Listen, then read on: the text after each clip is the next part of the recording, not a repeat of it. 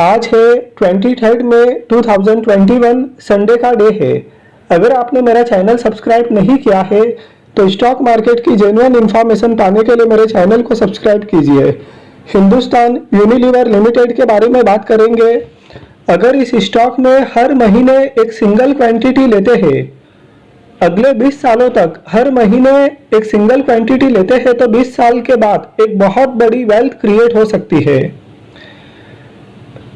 तो लास्ट में SIP calculate से कैलकुलेट करके देखेंगे कि हर महीने सिंगल क्वांटिटी लेने पर और 20 सालों तक ये प्रोसेस करने पर क्या अमाउंट निकल कर आता है और इस स्टॉक में अगले 20 सालों तक कितना डिविडेंड मिल सकता है। तो लास्ट में कैलकुलेट करके देखेंगे।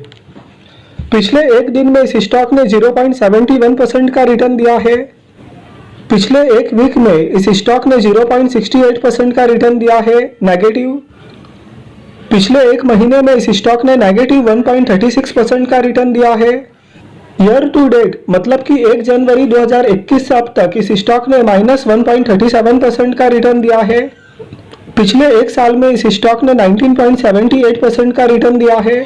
पिछले 3 साल में इस स्टॉक ने 49.52% का रिटर्न दिया है और पिछले 10 साल में इस स्टॉक ने 661.39% का रिटर्न दिया है। तो इस स्टॉक ने लॉन्ग टर्म में बहुत ही अच्छा रिटर्न दिया है। जनवरी 2014 में इस स्टॉक का क्लोजिंग होता है 567.67 पर। जनवरी 2015 में इस स्टॉक का क्लोजिंग होता है 928.58 per year on year basis पे पॉजिटिव क्लोजिंग। जनवरी 2016 में इस स्टॉक का क्लोजिंग होता है 813.42 ईयर ऑन ईयर बेसिस पे नेगेटिव क्लोजिंग। जनवरी 2017 में इस स्टॉक का क्लोजिंग होता है 851.76 ईयर ऑन ईयर बेसिस पे पॉजिटिव क्लोजिंग। जनवरी 2018 में इस स्टॉक का क्लोजिंग होता है 1363.52 ईयर ऑन ईयर बेसिस पे पॉजिटिव क्लोजिंग।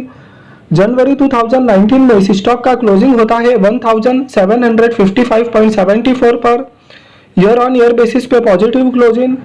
जनवरी 2020 में इस स्टॉक का क्लोजिंग होता है 2025.59 per year on year basis पे पॉजिटिव क्लोजिंग। जनवरी 2021 में इस स्टॉक का क्लोजिंग होता है 2263.90 per year on year basis पे पॉजिटिव क्लोजिंग और कल के ट्रेडिंग डे में इस स्टॉक का क्लोजिंग होता है 2362.25 per year on year basis पर पॉजिटिव क्लोजिंग।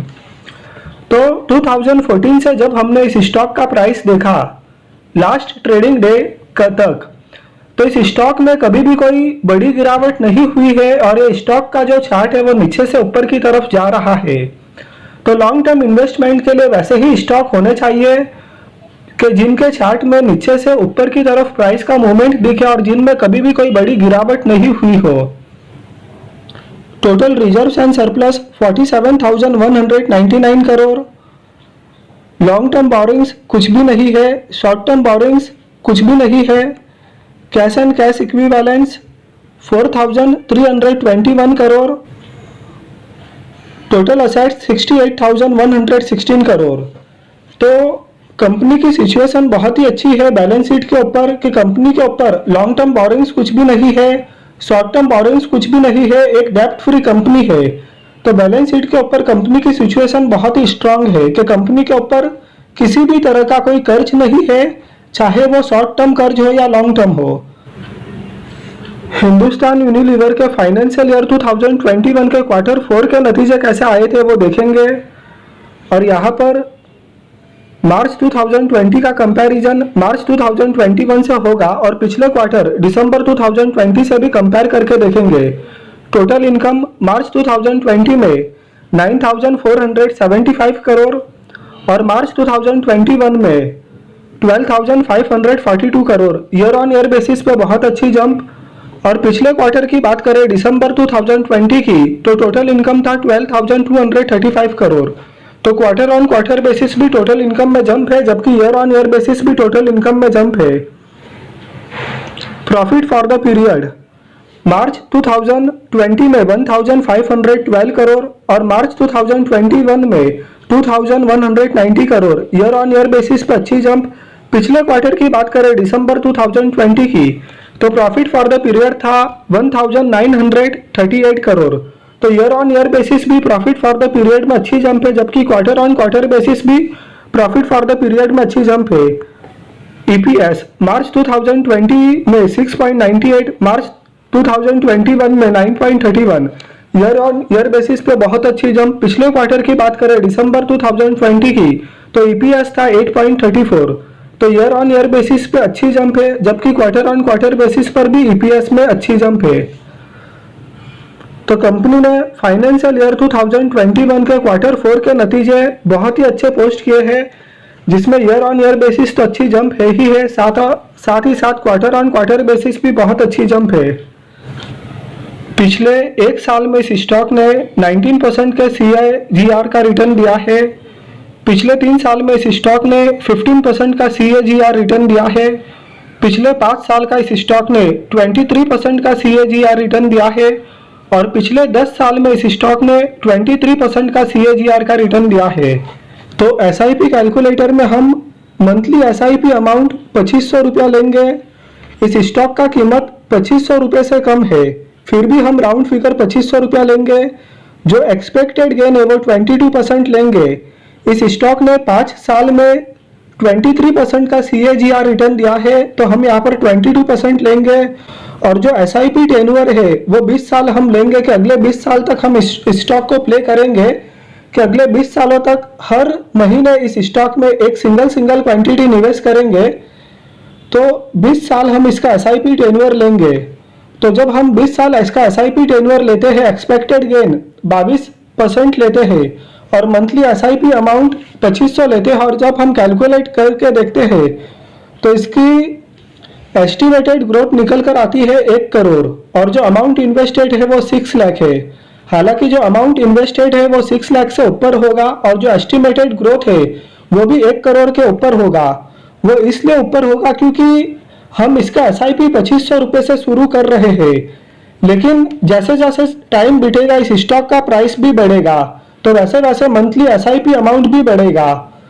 तो यहाँ पर जो एस्टिमेटेड ग्रोथ है वो 1 करोड़ से ऊपर होगा, और इन्वेस्टेड अमाउंट भी 6 लाख से ऊपर होगा। तो इस स्टॉक में हर मंथ एक क्वांटिटी लेने पर, और यह प्रोसेस अगले 20 सालों तक करने पर, या 20 सालों तक इस स्टॉक को प्ले करने पर बहुत ही अच्छा रिटर्न मिल सकता है। और 20 साल के बाद इस स्टॉक में 1 करोड़ का एस्टिमेटेड ग्रोथ बन सकता है। इस स्टॉक ने 2021 में एक बार डिविडेंड दिया है 17 रुपये का, और 2020 में इस स्टॉक ने 3 बार डिविडेंड दिया है, एक बार 14 रुपये का, एक बार 9 रुपये का, और एक बार 14 रुपये का। इस स्टॉक ने 2019 में भी 2 बार डिविडेंड दिया है, एक बार 11 रुपये का, एक बार 13 रुपये का। इस स्टॉक ने 2018 में भी 2 बार डिविडेंड दिया है, एक बार 12 रुपये का, एक बार 9 रुपये का। इस स्टॉक ने 2017 में भी 2 बार डिविडेंड दिया है, एक बार 10 रुपये का, एक बार 8 रुपये का। तो इस स्टॉक का डिविडेंड हिस्ट्री भी काफी अच्छा रहा है। तो अगर हम इसका डिविडेंड देखते हैं कि हम कितना डिविडेंड इस स्टॉक से एक्सपेक्ट कर सकते हैं, और वो डिविडेंड भी एकदम कम से कम, तो इस स्टॉक ने 2021 में 17 रुपये का डिविडेंड दिया है, 2020 में 37.50 का डिविडेंड दिया है, 2019 में 24 रुपये का डिविडेंड दिया है, 2018 में 21 रुपये का डिविडेंड दिया है, और 2017 में 18 रुपये का डिविडेंड दिया है। तो जो लास्ट 5 साल इस स्टॉक ने डिविडेंड दिया है, तो सबसे कम डिविडेंड है 17 रुपये का। तो अगर हम 17 रुपये से कैलकुलेट करते हैं कि हर साल हम जो इसमें SIP करेंगे, तो अगर हमको साल में एक बार 17 रुपये का डिविडेंड मिलता है, तो भी 20 सालों में टोटल डिविडेंड जो हमको मिलेगा वो 43,000 के लगभग हो सकता है, जो कि 5 सालों में कम से कम डिविडेंड कंपनी ने दिया है, हमने उससे कैलकुलेट किया है। तो 17 रुपये के डिविडेंड से जब हम कैलकुलेट करते हैं तो 43,000 के लगभग का हमको 20 सालों में डिविडेंड मिल सकता है।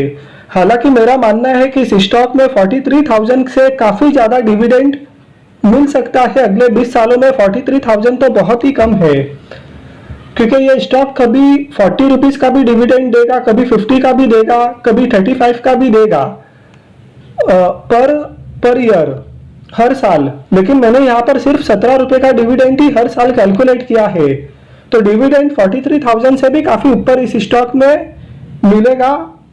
इन 20 सालों में। तो मेरा ये मानना है कि इस स्टॉक में हर महीने एक एक क्वांटिटी लेने पर और अगले 20 सालों तक इस स्टॉक को प्ले करने पर बहुत ही अच्छा रिटर्न मिल सकता है, डिविडेंड भी अच्छा मिल सकता है। तो आप अपनी एनालिसिस कीजिए, रिसर्च कीजिए, अपने फाइनेंशियल एडवाइजर्स की सलाह लीजिए और तब भी आप इसमें निवेश कीजिए। वीडियो आपको पसंद आया हो तो लाइक कीजिए, चैनल को सब्सक्राइब कीजिए। Thank you.